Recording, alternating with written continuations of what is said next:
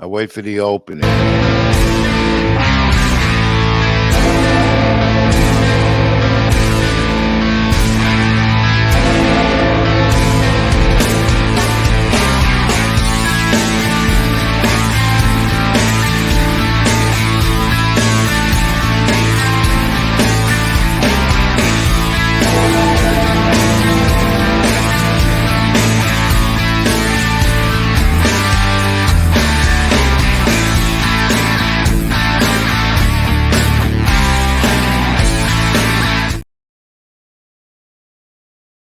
Your source for combat sports, and that's boxing, pro wrestling later on, and of course, some MMA. Every week here, it's Keep It in the Ring. Welcome in, everyone. Once again, I'm Rich Mancuso. Good to have you with me.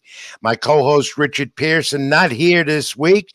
Well, business takes him away from us this week. He'll return next week on the program.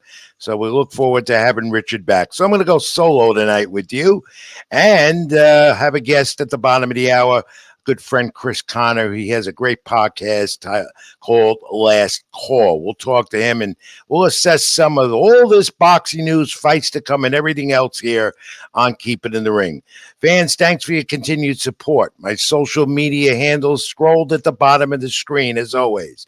At Twitter, formerly now X, of course, Ring786, Rich Mancuso, Facebook also.com, and our Facebook page here on the program, now at the AGT Network, Keep It in the Ring. So what I'd like you to do is, of course, comment, like, and most of all, hit that subscribe button, especially on Rich Mancuso's YouTube channel, where you'll get frequent updates. So welcome in, and once again, fans, it's always a pleasure. Hope all is well. And for those of you with the cold weather, hope you're staying warm as we are, as I am here on the East Coast.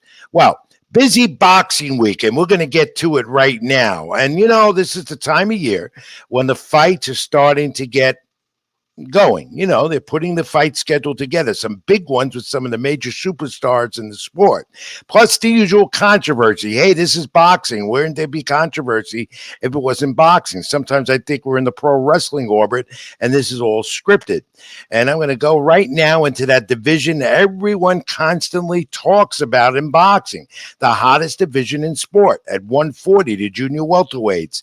You know, Ryan Garcia, Devin Haney, Teofimo Lopez, and so forth.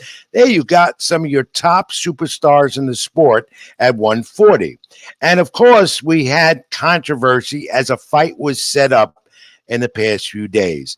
Talking about Devin Haney and the young superstar Ryan Garcia. Takes place. They're finally getting this fight is a mega fight. And it's in Las Vegas, April 20th. And it is for a no rehydration cause with a catch weight in this fight. Of course, Henny's WBC super lightweight title will be up for grabs. And this is going to be a barn burner. Everyone's looking forward to it. In fact, the hype began just a few days ago in Las Vegas, and Devin Haney and Ryan Garcia went jaw to jaw. And there was a shoving match, and it got ugly. And then Bill Haney, Henny's father, got into the picture, got shoved, and everybody was scattered around. Now, scripted or not? Probably not. There's animosity with these two, Henny and Garcia. And the father, Bill Haney, who continues to always erupt with something, got involved. So a fight on the calendar and a title fight with a catch weight in the 140-pound division, Devin Haney and Ryan Garcia. I expect this to be a barn burner. In the weeks to come, we'll analyze it a little more. And Devin Haney, to me, right now, is the top super lightweight in boxing. Will Ryan Garcia rebound from his loss to Gervonta Davis last April, which set all types of records on pay-per-view? That was an anticipated fight that got a lot of hype. Of course, we know the outcome. Ryan Garcia did not live up to expectations. And, of course, Gervonta Davis, who was still waiting to see who he gets next at either 135 or 140. And an announcement for his next fight is imminent, I hear, pretty soon. To go to show you that the young superstars in the sport are now making more noise. And this fight, Henny and Ryan Garcia, is going to make a lot of noise in the days and weeks to come leading up to April 20th. And we'll get back to more of that later and analyze some of it with our guest, Chris Conor, at the bottom of the hour. Uh, Also, a super at 140. We're talking about Teofimo Lopez. The takeover may not happen that he wants to do in the division, though he's still very much in the mix. Defended, of course, last Thursday night on ESPN, his title, WBO title, part of this very interesting division. And many say that he did not win this fight against Jermaine Ortiz. Jermaine Ortiz got his first big, significant title fight in Las Vegas. Teofimo Lopez and Ortiz was not the fight that we expected. And basically, it's because Teofimo did not perform. And this is the second consecutive fight that Teofimo Lopez at 140 with a southpaw could not handle. Remember last year in Madison Square Garden, Sandor Martin, unheralded, took him to the limit. Many thought then that Sandor Martin won that fight. Many here thought that Teofimo Lopez lost the fight. Two judges, 115, 113. One judge wide, 117, 111. I don't know what fight he was watching. However, I was able to give Lopez the fight by a narrow margin of 1 round. So 115, 113. Many said that Lopez may have lost, or you could have scored this a draw. Regardless, the future for Teofimo Lopez once again continues to remain in doubt. Now, don't take away what he can do. We know what he's done before. He took over the lightweight division at 135. But at 140 so far, we have not been impressed, specifically with his difficulty handling southpaws. Martin last year at Madison Square Garden, and this one against a very gamed and very competitive Jermaine Ortiz, who would want a rematch, but that's not going to happen. Jermaine Ortiz is looking on further. And all of a sudden, we're talking about Teofimo Lopez, and now him and Kershawn Davis, who was on the undercard, went at it after the fight. Challenges made to both. And also Conor Ben, who last week defeated Peter Dobson in Las Vegas. Well, Conor Ben is in the talk of maybe going into this debate. I don't know. Oh, Lopez goes up in weight, whatever it be. This is the buzz that boxing is creating right now with some of the biggest stars in the sport, including the young superstars, including Teofimo Lopez. Now, let's look at the Teofimo Lopez fight stats. Let's put up the CompuBox stats as we take it over. Great producer behind the scenes, Carl Roberts, puts it up. And there's Teofimo's stats. Winning the decision again. He averaged 12 punches the first 5 rounds. Ortiz 19 in the first 5 rounds. Again, trouble with southpaws. The stats there on CompuBox show the story. And then we go to the judges' scorecards and take a look at this, my friends. The judges' scorecards in this fight that went the distance, well, there you go. The two, 115, 113, and then that wide one of 117, 111. In fact, if Teofimo had not won those last 3 rounds, he might have lost this fight. Controversial as it was, and many thought that the scorecard should have been reversed and that Jermaine Ortiz should have got the 115, 113 decision. What are your thoughts? Comment and let me know here at Keep It in the Ring as Teofimo Lopez plots out his next fight. Where it will be, when it will be, who will be against remains to be determined. However, there are many options, as I've been saying, in that competitive division at 140. We move on and we look at another young superstar in that division who signed a deal with Eddie Hearn and Matchroom Boxing just a few days ago. And Sabrel Mateus, who is a young superstar in this sport, doesn't get the wide-known acclaim that the others do in the division. But now he's with Eddie Hearn and Matchroom Boxing. And, you know, Matchroom is just about taking control of things with their deal in the streaming network, the Zone. And Mateus now, good move for him. No doubt this youngster now is going to get the exposure on the zone. And with Eddie Hearn in his corner, a title fight for him could be imminent. That was a big announcement this week, and soon an announcement as to where Mateus will fight next. And then there's this guy. We all know the so-called face of boxing, Canelo Alvarez, the unified champion at 168, who can pick his own opponents. Yes, he's the face of boxing. He generates a lot of revenue. So Canelo has that liberty. Hey, I'll pick who I want. And the big announcement this week was he's going to name his next opponent. At the beginning of May, a Cinco de Mayo weekend, probably in Las Vegas. He fights 2 times a year, another one in September. Who will he face next? No one knows. The speculation is it's Jamal Charlo. And if it's not him, why not give the shot finally to a guy that deserves it, the mandatory supposedly everywhere in David Benavidez. Now, Ben Benitez has been calling for Canelo, and you've heard my opinion on this on the program in the last month or so, how Canelo has been avoiding Ben Benitez, and the majority of people in boxing feel that way, the fans and just about everyone else. But Canelo Alvarez is going to wait this out. I think Charlo is going to be his opponent in May, and then gets by that, and he should, and rather easily. Canelo then would have no other option but to face Ben Benitez in September when he fights again.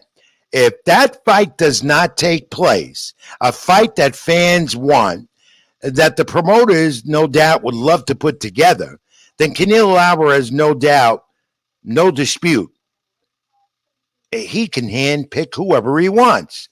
And handpicking an opponent to knock the Ben Benitez is not good for the sport.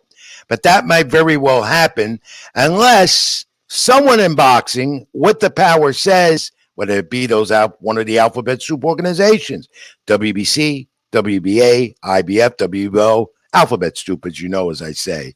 Unless one of them says, Canelo, you need to fight Ben Benitez next. I don't see Canelo moving up again as a light heavyweight anytime soon, if that's what he so chooses, and tries to maybe get redemption against Dimitri Bivol. More on that in a moment. But I do see Canelo Alvarez fighting Charlo in early May, and then Ben Benitez, hopefully, a mega fight that I think Ben Benitez could win. A tough one, but because he's such a great power puncher, he can beat Canelo, who I think his skills are diminished. He's not the Canelo Alvarez he once was, but still a mighty force as a unified champion in 168. So let's see where that transpires as Canelo Alvarez made his announcement for his next fight, but we don't know who as of yet, and he says he will in the next couple of weeks. We'll see. Now, let's go back to Dimitri Bivol, the light heavyweight champion, the WBA lightweight champion, who's the technician in the ring, who's undefeated, who beat Canelo once and defended the titles. And finally, the unification bout has been announced. In early June, we will have Dimitri Bivol and Arturo Beterbiev, a fight that fans also want, a fight that's in demand. Been talking about it, that it was going to happen, and finally we get it. Supposedly it's in early June. I think it might be June 1st, if I'm not mistaken, and we get a great fight on the calendar this year in early June. Could turn out to be a slugfest, could be fight of the year candidate as we go along on the boxing calendar. Bivol and Beterbiev. Beterbiev, of course, also a good puncher, showed a little different style in his last win where he did a little of everything. And Bivol, of course, the technician, very tough, very strong, goes to the body well, got a good right. And we're going to look forward to talking more about this fight for the unification title. Unification in the light heavyweight division. A heavyweight title unification bout that we anticipated to come up next week is not, because once again, the WBC heavyweight champion, as you know, Tyson Fury, got injured in training camp. So they scrambled in Saudi Arabia. They said this fight must happen. Were they going to do a different opponent? Were they going to give Alexander Usyk another opponent? No. Was Tyson Fury going to fight again, move the date up? Definitely. a lot of writing on this fight. It's for the heavyweight title unification.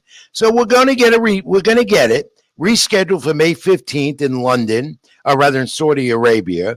And then Eddie Hearn had to put his 2 cents in. And Eddie Hearn has become this powerful promoter in the sport, be with a great stable of fighters now, getting them action all the time, title fights, always petitioning for them. To Eddie Hearn, every fight is a champion, and he has a lot of them, let's face it, so we can't dispute that claim. However, Eddie Hearn, a couple of days ago, was saying, you know what? If Fury can't get this fight, then how about Anthony Joshua, who's been fighting a little more often than once a year, as you know. But Eddie Hearn stuck his 2 cents in. It's not going to happen. However, if Fury should prevail, that fight with Anthony Joshua is bound to happen, probably in Saudi Arabia, which has become the fight capital of the world, as you know, with a lot of money, and the princes and the kings next to Las Vegas, Sin City. So we'll wait this one out. We have to wait a little longer, but unless nothing wrong happens between now and then, it's rescheduled May 15th.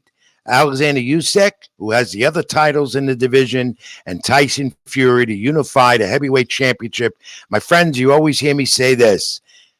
The heavyweight division's the face of boxing. It hasn't been in a long time. When you unify that title, then we're talking business again. And there are a lot of good heavyweights in that division as well that could be vying for that undisputed title if and when this is determined unification, which is becoming more and more reality in the sport. Last year we had 3 of them, and this year we might have a few more. So stay tuned, my friends. Look at Josh Taylor. 2 years now, he hasn't been in the ring. And Josh Taylor and Jake Cantrell, who have a feud going based on their last fight. Taylor then got the decision, as you know. He barely retained his title, super lightweight title then, winning a controversial decision, and many thought that Cantrell won. So this time, Taylor and Cantrell will slug it out and determine indeed who is the best. It's been signed, and it's going to happen April 22nd on the Zone. I believe it's April 22nd. Clarify it if I'm wrong.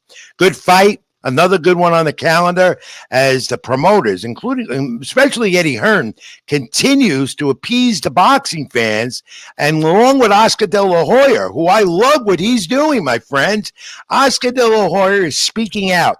He's telling the promoters we have to work together.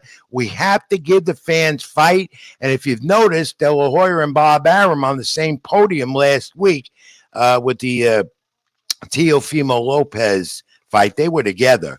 Arum and De La Hoya are doing business. That's good for the sport. Eddie Hearn and De La Hoya are doing business. That's good for the sport. We need more of this. And Oscar De La Hoya should be commended again, like him or not. Oscar De La Hoya is for the sport and making sure the fans get the fights they deserve. And by doing that, he's bringing the promoters together. We're going to see more of this in this year and the years to come, as long as Oscar De La Hoya and Golden Boy continue this cohesive effort to put promoters together, put the fights together that the fans duly deserve. All right, coming up Friday night in New York at Madison Square Garden, the WBC Junior Lightweight Championship, O'Shaquie Foster against Abraham Nova. I believe we have a fight poster of that one up. Friday night, Madison Square Garden on ESPN at the theater, not in the main arena. You got to love Forster. You're going to love this young man. You love the way he fights. He's quick. He's strong. And he's going to have an opponent, Nova, that's been after him for a long time, like the last year or so. And on the undercard, you're going to see 10-0 Shushu Bruce Carrington out of Brooklyn, New York. I wrote a column about him. It's up on NewYorkSportsDay.com. Read it if you can. Gives a little insight of what he did. Cops and Kids, his boxing program from the age of 12. He entered that gym, worked his way up. He's undefeated at 10-0 at 26 years of age. Shushu Carrington is powerful, We know that. He's got a good name. 10 knockouts, speak for the 10-0 record. Does he deserve a title shot this year or early next with a 10-0 record at 26 years of age? Well, he's with Top Rank and Bob Arum, and he's with ESPN.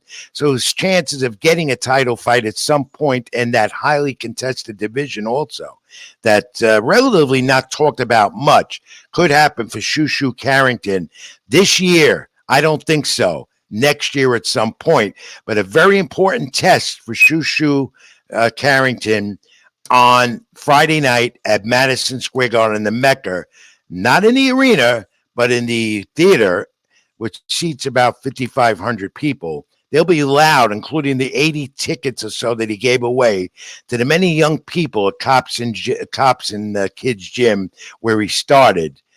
Great day on Wednesday.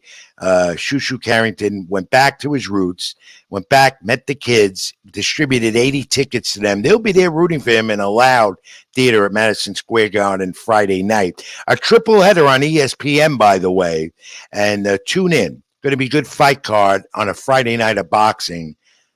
Look forward to that. All right. A lot more news to come. But first, we're going to take our break at the bottom of the hour.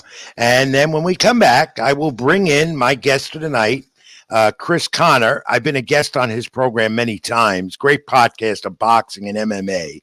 The Last Call. We'll bring Chris Conor in a moment. Don't forget, fans, social media. Scroll to the bottom of the screen. I'm at Twitter, now X, Ring786, Facebook.com, Rich Mancuso. Of course, like, comment, and subscribe on our YouTube channel. Also, the Facebook page, Keep It in the Ring. My YouTube channel is Rich Mancuso. And yeah, I'm Rich Mancuso. I keep it in the ring with you every week here as a part now of the AGT Network. Back in a moment. We'll take this brief time out and bring Chris Conor in. Stay with us.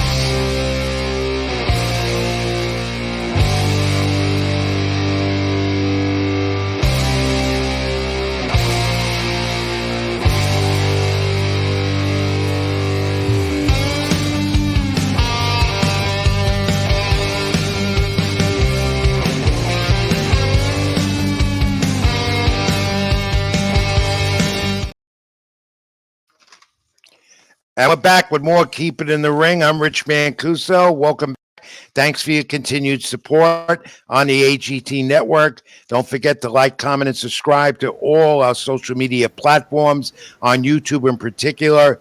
Really appreciate your support. All right. Without further ado, let me bring in, he's been waiting in the wings, and I want to bring him in. I want to bring in a great friend, a colleague in the sport. I met him a few years ago. I remember sitting with this young man at the Barclays Center over dinner, and we hit it off right away. He loves boxing. He loves the MMA. He has a great podcast called The Last Call, and he'll tell you more about it. Chris Conor, all the way up there in the Boston, Massachusetts area, where it's cold and snowy as well. Chris, welcome in, my friend. How are you? I'm hanging in there, Rich, and great job and congratulations on your Keeping the Ring podcast. Love having you on, and I love the fire you're bringing to boxing. So I'm ready to talk and throw anything you want, throw at me. All right, Chris. Well, immediately comes to mind are the fights that are being signed and the fights coming up on the calendar. And what do you make of the Devin Haney, Ryan Garcia situation? It feels like a cash out when you talk about Ryan Garcia. It's like, all right, yeah, I'm glad you're taking this fight. How many trainers has he been through? How many, times has he, blamed the trainers? I mean, it just. I remember talking with me in Montreal, and he said, "This is an Instagram guy. This is what we thought, Jake Paul would be if he ever became, very good." Ryan's not serious. I think Devin Haney just beats the crap out of him. The sad part is, though, how many people are going to care? Like, how many people are going to watch this fight? Because you don't see much promotion. Haney, for all, all his greatness in the ring, nobody knows who the hell he is outside the ring. This should be, like a fight where, 10, 12 years ago, as we said, it'd be in ESPN or Showtime or HBO. And now it just feels like, I'll say, hey, Ryan Garcia, Devin Haney, people right, in my area look and go, who the hell are those guys? Chris Conor, the last call, my guest on the program, Keep It in the Ring right now. We're going to go around the horn a little bit about some of these fights that have been signed and some that might be coming soon. But what about Devin Haney's father, Bill? Do you think that this guy just creates too much controversy for his son? Is he good for Devin? He is what he is. I mean, look, we've seen it before. Angel Garcia and Danny Garcia. Even Evangelistos, Cotto and Miguel Cotto. There's always, if a son is just, doesn't have a big personality. The father makes up for it. It's a pro wrestling tactic if there ever was one, and that's what Devin Haney is. What Bill Haney is. His son is quiet, doesn't say much, isn't gonna say anything controversial. So Bill picks up the slack, and my biggest worry is, we've seen people try to coach Devin Haney, and Dad gets in the way. So it's frustrating. You wish the father just, okay, just Dad, just get, stop being that, hover parent, that soccer parent, and let, whoever wants to train Devin do it. But I think at times he's Devin's own worst enemy. Yeah, I think so. I think it just causes too much. I don't think it's good for the young man, but look, take nothing away from Bill Haney, though. He's an outstanding trainer, and he's brought his kid up the ranks to this point that he's a champion at the young age of 26, and mega fights, and he's commanding the division. Will he fight maybe or Javante Davis, who's another guy who's in book? And by the way, Shakur Stevenson, what did you make of that too? He retires and then retires, which I had predicted. 2 weeks he's out, and then he says he's coming back because no doubt he sees the money being made in the boxing business right now for a fight. There's also not much for these guys. And I know you mentioned earlier, Oscar's making the call of all promoters going to work with each other, and that's great in theory until you start going, well, okay, is Bob going to put his A side against a better A side? Right. Will Oscar do that with any of his guys? Well, right. Will Oscar put Virgil Ortiz versus, Zayas? Will Al Heyman let any of his guys take on, Matchroom guys? We've heard this spiel like, oh yeah, we're going to rally the troops together. We're going to rally the troops, and it's like, well, we haven't done it now. And the scary part is there's no more Showtime. There's no more HBO.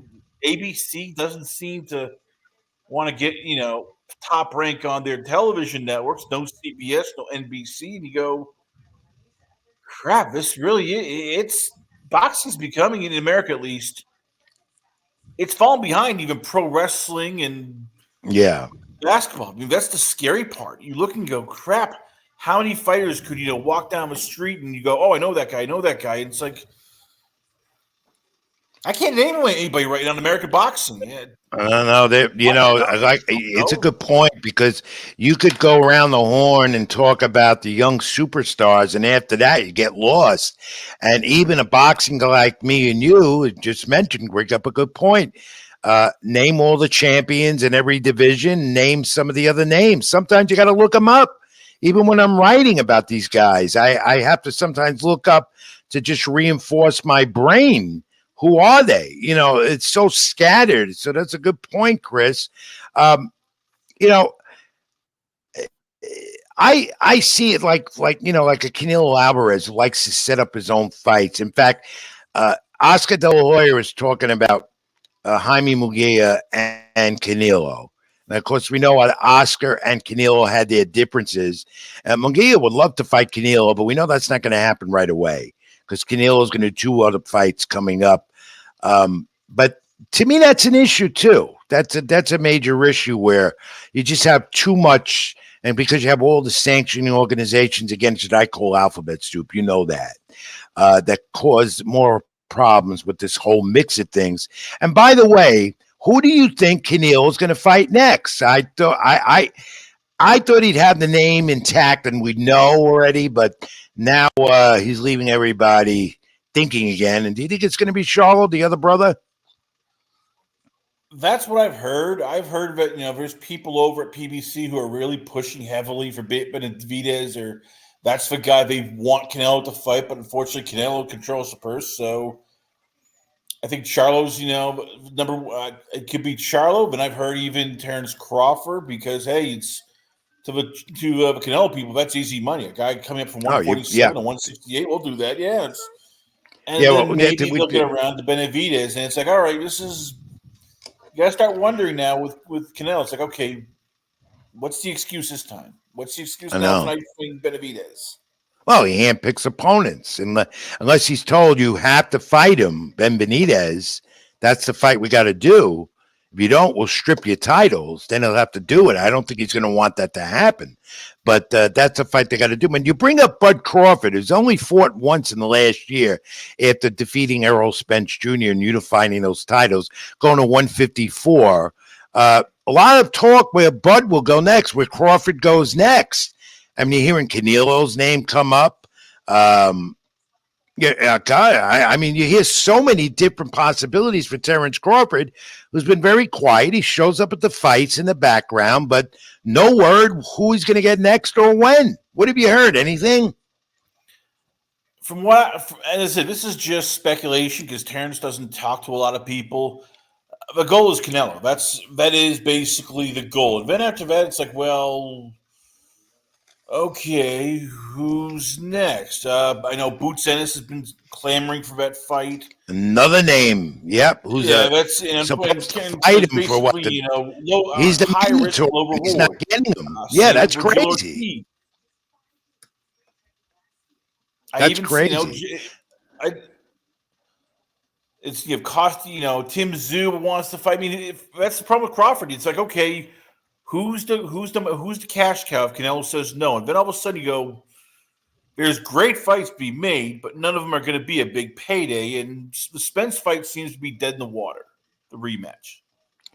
Well, Zoo is fighting Keith Thurman on the PBC debut on Amazon Prime, which takes the place of Showtime, unfortunately. But Zoo is in this picture too. I mean, 154 is a division that also is very competitive that we don't talk much about. We should more, though, especially if Crawford's going to fight at 154 now, because we talked so much about that 140-pound division and even 135 for that matter that's still competitive. Chris, in your opinion, what is the top division in the sport now? Do you agree with me? It's at 140 where Teofimo Lopez says he's going to take over? I want to say yes, but the division and call me crazy because it's just the top guy is the top, and everybody else is just sort of a class above. But I like junior featherweight 122, where you have Naya Inoue, Stephen Fulton, Luis Neri, Marlon DePalis, Mujdan Akhmailev. You have John Rielkes. That's a deep division. It's just the one guy there is I hate to use that P word, might be the most perfect fighter we've ever seen in Monster Inoue. That's another one. Because he's in Japan. That's why. And this is a young fighter from Japan who's a champion. That really, if he was fighting more in the States here, we'd be talking more about him. That's one of the disadvantages of the sport when you have a fighter, especially a lot of Eddie Hearn's guys over there in the UK who fight mostly there, and he brings them here. I mean, Conor Ben made his debut here in America last weekend. Peter Dobson. And I thought that Peter Dobson gave him a nice fight. Do you agree? He did, and look, there's a lot of talent over in the UK, a lot of talent over in Europe itself. It's making their way across that have become big names. It started off with, all back in the day, you had guys like Carl Frock, and then Anthony Joshua's followed, and now you have even Usyk, from Ukraine. I mean, there's tons of talent. It's just it is, boxing is weird in America. It's if there's not an American star, people don't care. And I Right. know for years, when you and I were much younger, it was like, well, if there's a great white hype, people will follow. And then Tyson Right. Fury came along. It's like, no, they need the American guy, and there isn't one. Unfortunately, there's not that American star anymore that you can just hook your wagons to, and people watch on TV. Yeah. Well, part of the problem is we don't have major network no more televising the fights, except, if you want to watch a free fight now, it's got to be on ESPN and subscribe to cable, and that's going out the window soon fast, the way it's going. But Fury and Usyk to unify the heavyweight title that's been moved up to mid-May, and still the face of the sport to me is a heavyweight division. The face of the sport is that division. Many could dispute that also, but I'm the old time purist who always thought that way, because I go back to that era with the Ali, Norton, Frazier's, and so forth.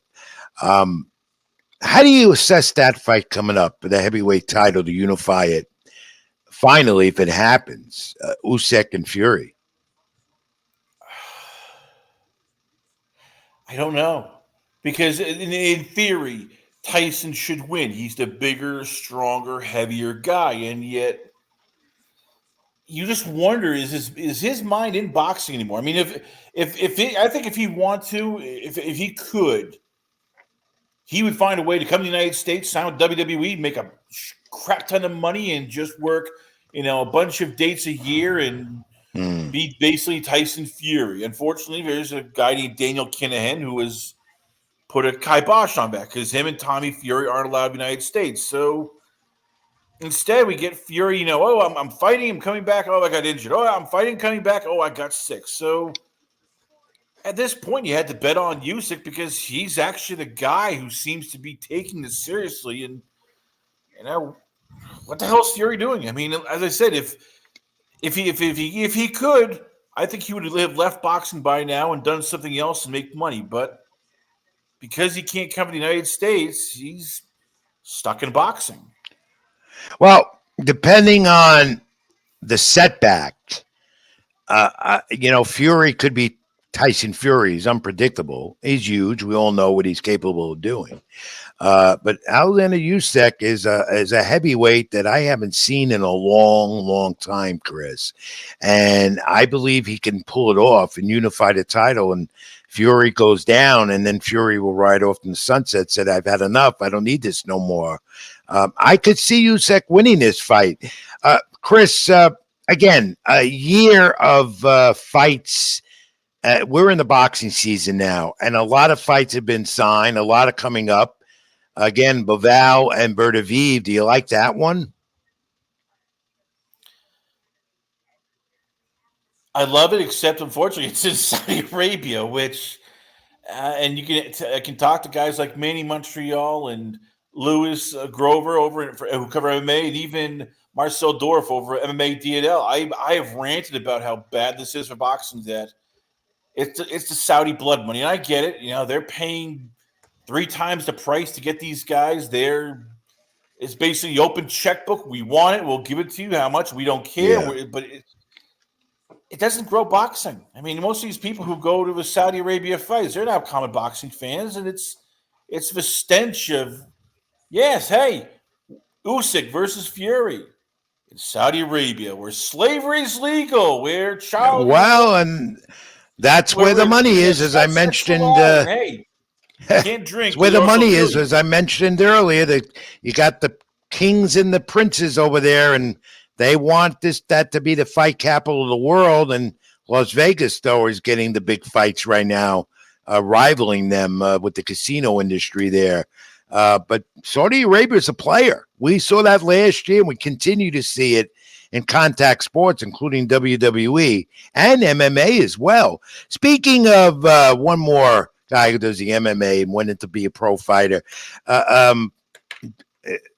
Jake Paul. All right, coming up, Puerto Rico with Amanda Serrano, who he has helped a lot to propel her to where she is today in the female division of boxing. So it's March 2nd, San Juan, Puerto Rico. I'm not a Jake Paul fan. I will not be considered and on his bandwagon until he fights someone that's really legitimate. Though Morrison did knock him off. What do you make of it briefly, Chris? Jake Paul and what he's done so far. Uh, it's I give him credit. He's gotten in the ring, got one with Tommy Fury, but now he's starting to fight actual boxers. Granted, they're smaller guys like Andre August and Ryan Borland, who neither of these guys have fought, I'd say, within the last couple of years. So they're not the freshest. So I give him credit. He's trying, but I just look at this like, okay, this is similar to shades of when Ed Too Tall Jones was boxing, or Yeah. when Mark Gastineau boxed, or when Tommy Zbikowski. All right, great. It's a celebrity who's doing boxing, and He generates revenue, a he pay does, per view. and that's always He generates a lot of money, and that's all the sport wants to see, really. So, I mean, I'm not on his bandwagon yet. I don't know when I ever will be. Won't keep you much longer, Chris. Have you got any MMA? I know you're big on MMA, bigger than me. I'm flirting with it a little bit now more. Have you got any MMA news that the fans might want to know or hear? Well, we've UFC 300 is finally taking place a bit, and say what you want about UFC, they stack the card. You have two title fights: Zhang Weili versus Jan Janowin, which we've seen. UFC is getting in bed with China. You got Justin Gaethje, Max Holloway for the BMF title, which and also for a UFC lightweight title limiter. You'll love that because both those guys strike. There's not going to be much takedowns. It's just going to be stand and bang and throwing big shots. And Kayla Harrison versus Holly Holm. That's the big fight, in terms of celebrity, where you have the former, U.S. Olympic gold medalist. Signed her over from PFL. Holly Holm, everybody knows from beating Ronda Rousey. So they're hoping, I'm just curious to see if Kayla can make the weight cut, because this is somebody who's fighting at 155 pounds, and she's a big woman. She's 5'8". She fought as high as 171 in the Olympics, cut down, and now she said, "Oh, I'll be able to make 135 pounds." And you look and you go, "How?" I mean, I'm not gonna discredit her, but it's like, this is going to be 20 pounds less than what you fight usually. How the hell are you going to pull this off? But credit to her. Is Conor McGregor briefly, Chris? This talk, maybe he'd be back in the cage. Is that happening? It's coming down to basically his contract. UFC wants him to fight. He's agreed to fight, but he doesn't want to sign whatever UFC is offering for their contract. I'm guessing he wants more freedom, a lot more leeway in taking, doing projects. Like, hey, he's in the new Roadhouse movie, and that's going to be on Amazon Prime. He's now looking at, yeah. I mean, look, he's looking at life past MMA, going, all right, I want to be an actor. Maybe I'll do WWE. Well, you know what I think is going to happen. I think he's going to end up doing some WWE stuff now, especially with the merger with the UFC, Dana White, and the WWE with Endeavor. I think that's probably where you're going to see it. Hey, Chris Conor, I was going to do the fact of the week with you, but two things. One, it's not the same without Richard Pearson, but more so, I don't know what I did with the question. I misplaced it. You might have been seeing me scurrying around during this portion of the interview with you, and I can't find it. So I'm going to bypass this week and give you a slide on that one, okay? I appreciate it, Rich. You might have got it, though. It was a good one. So I'll tell you, like everyone else, tune in next week, and we'll have that fact of the week. And if my good producer back there, Carl Roberts, would put up the graphic about the fact of the week and what you're going to see here on the AG net, on the network every week. Carl, can you put that up? Do you have that? Even though I'm not going to give the question fact this week, I want to show Chris Conor.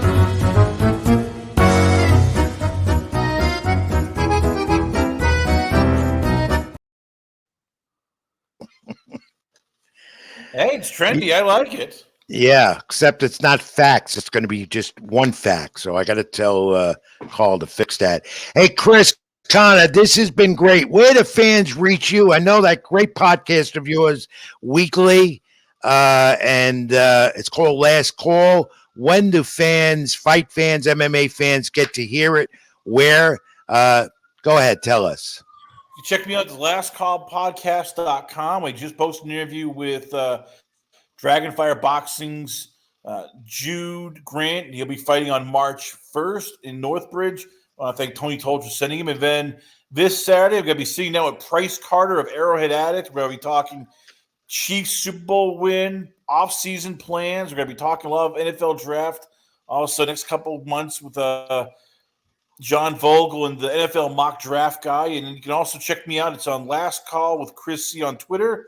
I'm on Facebook, Last Call Chris C. And I'm also every sometimes Tuesday nights or Thursday nights, it's Into the Lab podcast with Ernest Silva. We talk a lot of football, a lot of predictions, and also what the hell is going on in the NFL. And Rich, thank you for letting me join the show. I loved it.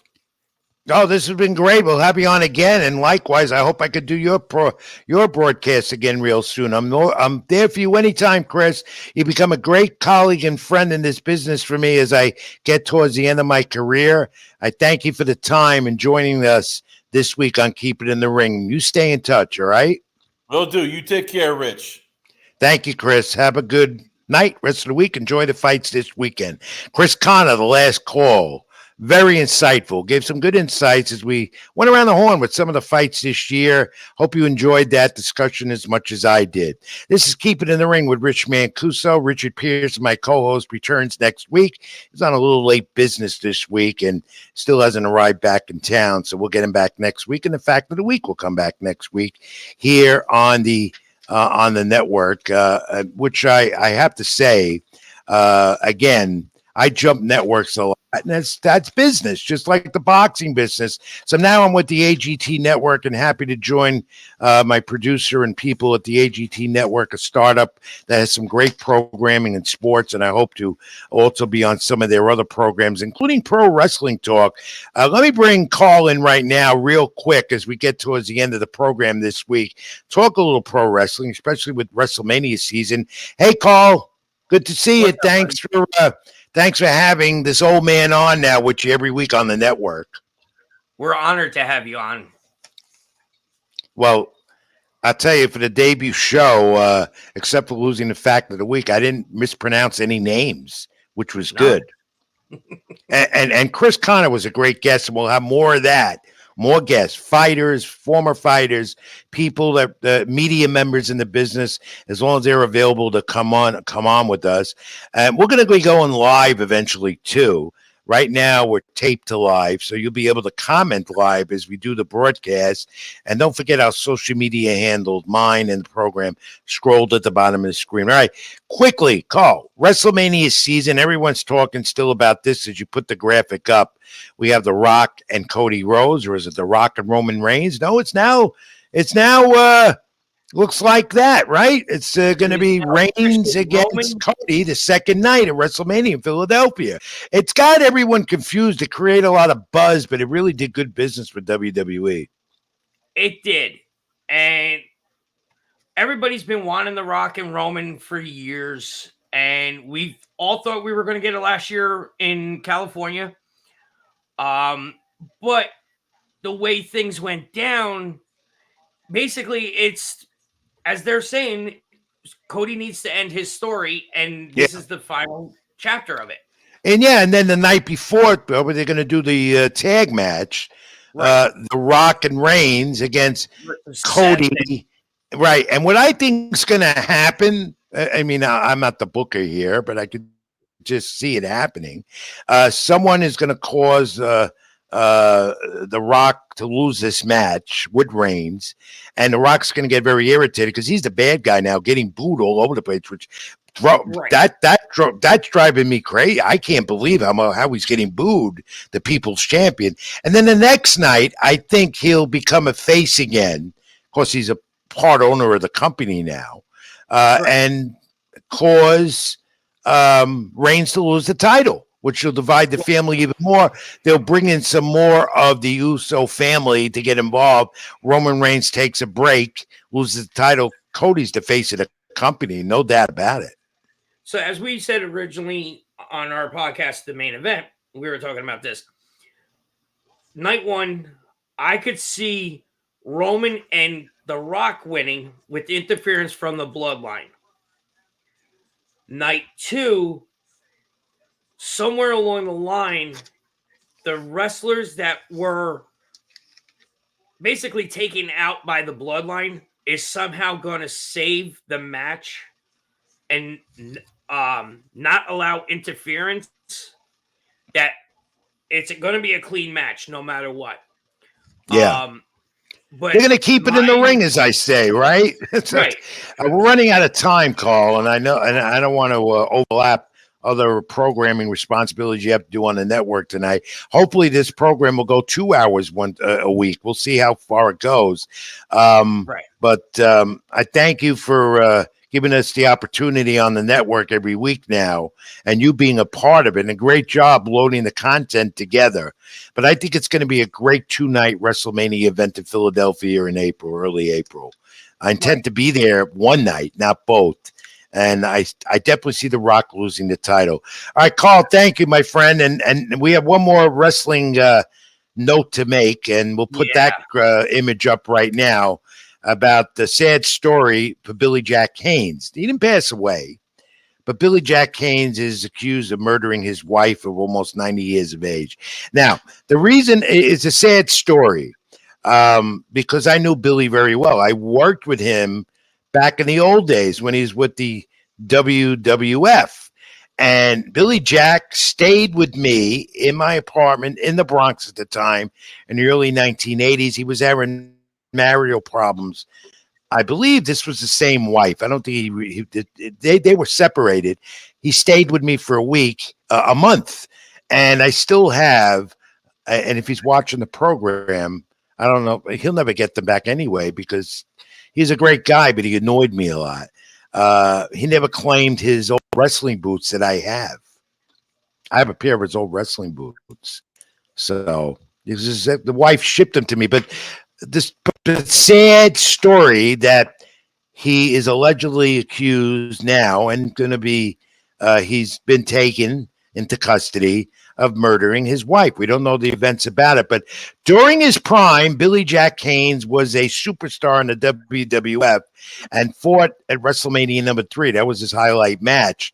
And Billy Jack Haynes was a great guy to be around, very humorous. And as I wrote on my Facebook page, an individual who was very charitable. I took him to some senior centers and youth centers in the time he was with me back then in the early 1980s when he stayed with me. They loved it, and he had no qualms about doing it, and they loved him. I remember Billy Jack as a very, very humorous, sincere individual, so I was sad to hear about this. We had lost contact, Carl, but sad turn of events for Billy Jack Haynes. All right, Carl, thanks, my friend. Let me wrap this up. We did kind of talk about this on the other one. We didn't want to go into details, but it seems that it was considered a mercy kill. Yeah, well, regardless, he's accused of murder. It shouldn't be that way. Carl, when is the wrestling program on the network? Tell my fans I keep it in the ring. So we are live every Thursday night, and it's called The Main Event. We're live on YouTube and on Facebook. Check us out and support us like you do Mr. Mancuso here and the rest of his team. And of course, we're going to cross promote. I'll be on that program once in a while, talk some old wrestling nostalgia and much more as we keep it in the ring. All right. Thank you, Carl. You can phase away right now. I got to wrap it up. You got to go and I got to go. And we're going to wrap this up now. Bye, Carl. See you later. You can go behind the scenes again. I think Carl loves to be on camera. Who doesn't, right? Fans, this wraps up an hour of a lot on Keep It in the Ring this week, our debut show on the AGT Network. Good to be here. Once again, Richard Pearson, my co-host, returns next week. Some business took him away from us this week. So we'll have the Fact of the Week debut on the network next week here on Keep It in the Ring. My social media handles, do like, comment, and subscribe. Scrolled at the bottom of the screen. I'm at Twitter at X, Rich Mancuso. That's what it's called now, X, not Twitter. Facebook.com, Rich Mancuso. Also, we have a Facebook page, Keep It in the Ring. Like, comment, and subscribe also to my YouTube channel, Rich Mancuso, where I can update you on content as well, and all my social media platforms. We'll be back with you again next week here, Keep It in the Ring. And we encourage you to look at the social media platforms and everything else to know when we're going to be on. But I will tell you this. Boxing is busy, as we discussed at the beginning of the program. Very, very lively. Big fights coming up. And if you're a boxing fan like me who has the passion, you got to love it. Of course, I love pro wrestling as well. I worked in the industry, as Carl knows, and many others, as we keep it in the ring.